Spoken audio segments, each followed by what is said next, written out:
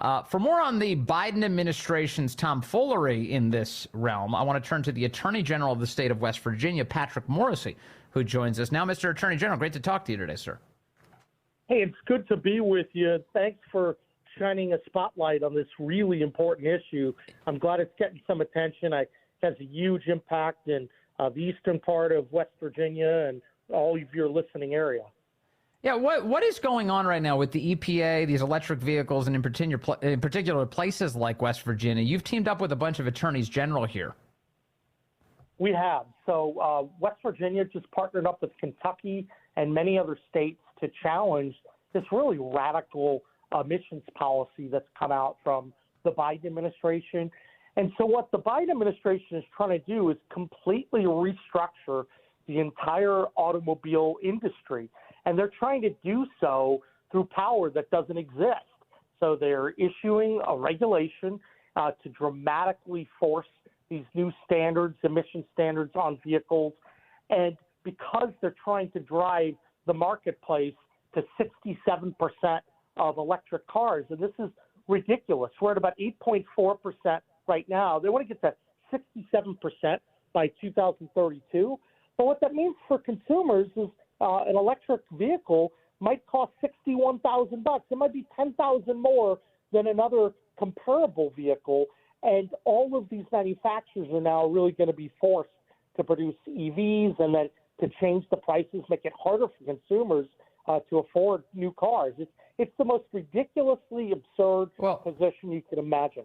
And there's going to be a lot of impact to that. If you force all the internal combustion engine vehicles off the road, what does that do to the guys who make their livelihood, for instance, car mechanics? It's entirely, if you're working on a computer, which is what these electric cars are, it's a very different thing than the guys who actually work on the mechanics of the internal combustion engine. What does it do to all the gas stations? These are all family-owned gas stations across the country.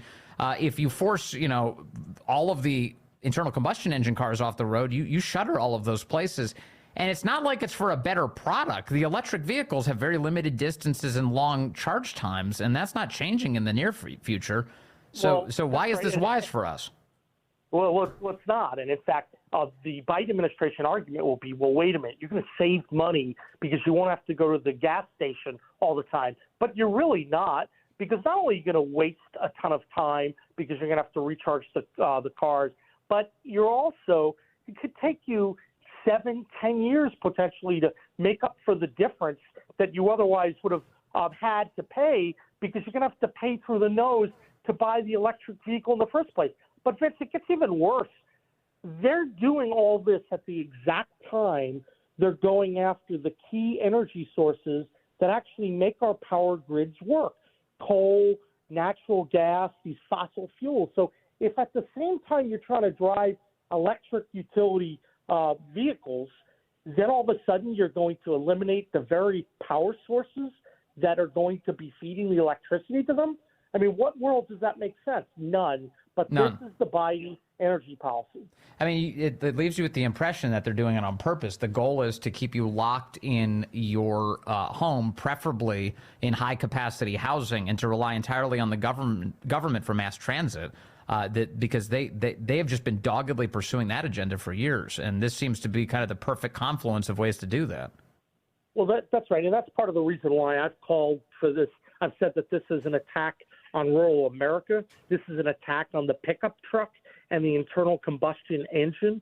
And for all those people who are used to getting out on those country roads and driving around, and whether you're in West Virginia, Virginia, or rural parts of Maryland, all across the country, you're going to feel such a negative impact for this at the very time when we're still dealing with the ravages of inflation. Yes. Talk about how they're actually doing this. I know you said that this is through the EPA rather than the use of a law. How is it that the Biden administration is allowed to get away with this? I realize that, that there are regulations and that agencies will come up with some regulations and will change some things in the country and the way that things are conducted. Obviously, that's already questionable that that's occurring. But something this big, you're going to destroy an entire industry, destroy people's liberty, destroy the way that they use and consume energy, and you're doing it without a single piece of legislation or a single vote on the subject? How is that allowed? Well, and it's not allowed, right? So last year, around this time, we got back our big result from West Virginia v. EPA.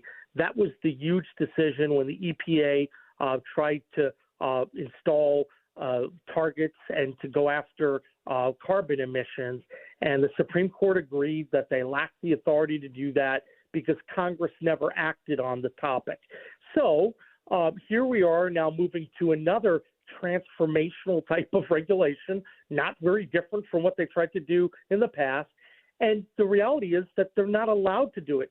Under West Virginia EPA, when you have something this transformative, that's a major question, something of huge political or economic significance, Congress needs to make the decision, not the unelected bureaucrats. So this is going to fail if it gets to court. But here's what happens.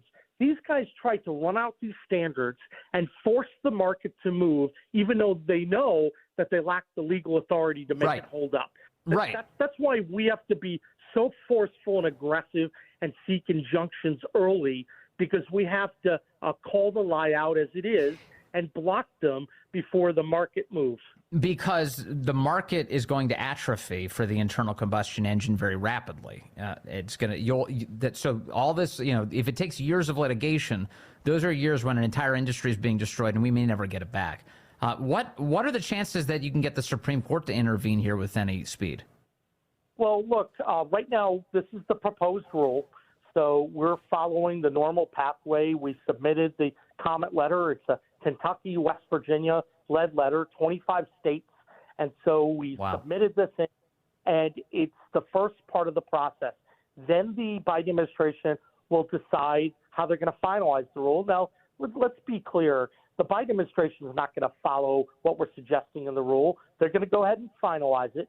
The good news is that West Virginia, Kentucky, Virginia, a lot of other states, we're going to be ready to step up immediately when they finalize that rule, and we're going to go into court, we're going to sue them, and we're going to defeat them. But I think the key is going to be the speed in which we can act and the message that we send to the marketplace.